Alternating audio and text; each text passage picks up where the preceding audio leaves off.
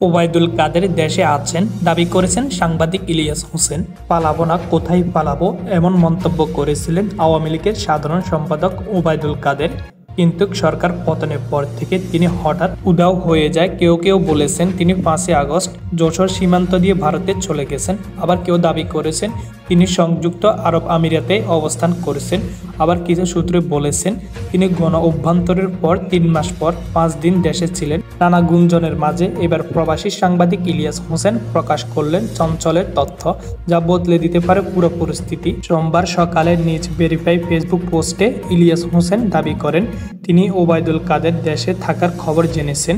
পোস্টে ইলিয়াস হোসেন লেখেন, অন্তত বিশ্ব সূত্রে জানাচ্ছি ওবায়দুল কাদের দেশে আছেন। তিনি দেশ ছেড়ে কিংবা মারা গিয়েছেন এসব খবর পরিকল্পনাভাবে চালানো হচ্ছে। এর আগে ওবায়দুল কাদের মারা গিয়েছেন দাবি করেন গণ অভ্যন্তরে সামাজিক যোগাযোগ মাধ্যমে এই পোস্টটি ভাইরাল হয়েছে। তবে যাচাই করে প্রতিষ্ঠান রিওমের স্ক্যানার বলেছেন এই সংবাদটি ভুয়া ছিল। প্রাতিষ্ঠানিক এক প্রতিবেদনে জানানো হয় ওবায়দুল কাদের মারা গেছেন দাবিতে উক্ত গণমাধ্যম কোনো ফটোক্রপ কিংবা কোনো প্রকাশ পায়নি এখনো পর্যন্ত। বরং যেসব গণমাধ্যমগুলো ডিজাইন নকল করে আলোচিত এগুলো প্রচার করা হয়েছে।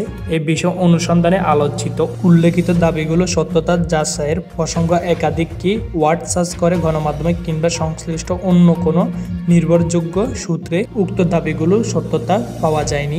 পরবর্তীতে আলোচিত ফটো কার্ডগুলো পৃথকভাবে যাচাই করে কোনো সত্যতা পায়নি রিওমার স্ক্যানার। এদিকে বিভিন্ন গণমাধ্যমে খবর দেখা যায় ভারতে আত্মগোপনে থাকা আওয়ামী লীগ নেতাদের ধারণা জটিলতা এড়াতে ওবায়দুল কাদের দিল্লিতে থাকতে পারেন, কেননা আত্মগোপনে থাকা বেশিরভাগ নেতাদের তারা খোঁজ নেওয়ার চেষ্টা করছে।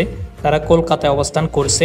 এটা নেতাদের আওয়ামী লীগ সরকারের পতনের জন্য ওবায়দুল কাদেরকে জুটছেন। এই জন্য কলকাতায় ওবায়দুল কাদেরের সঙ্গে নেতাদের দেখা হলে বিতর্ক পরিস্থিতির সৃষ্টি আশঙ্কা রয়েছে বলে জানান পলাতক নেতারা। অবশ্য কেউ কেউ এখনো বলেছেন কয়েক দফা সীমান্ত পার হওয়ার চেষ্টা করে ব্যর্থ হয়েছেন ওবায়দুল কাদের।